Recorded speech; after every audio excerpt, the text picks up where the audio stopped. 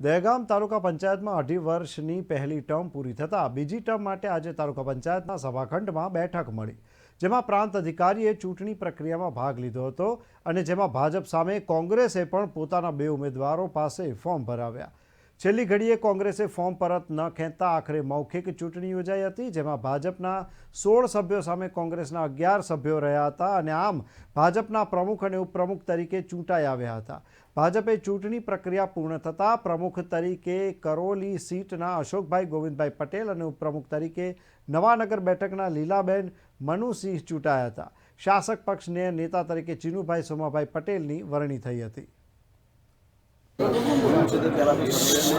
અમારા સંગઠનનો ધારાસભ્યનો અને અમારા તાલુકા પંચાયતના સદસ્યો ઉપપ્રમુખનો સર્વનો અને દહેગામ તાલુકા પંચાયત સરપંચો કાર્યકર્તાઓનો સૌનો હું ખૂબ ખૂબ આભાર માનું છું, જેમને મને આજે તાલુકા પંચાયતના પ્રમુખની વરણી કરી અને એમને બધા મને બહુમતીથી વિજય બનાવ્યો, એ બદલ હું સર્વે જનતાનો ખૂબ ખૂબ આભાર માનું છું।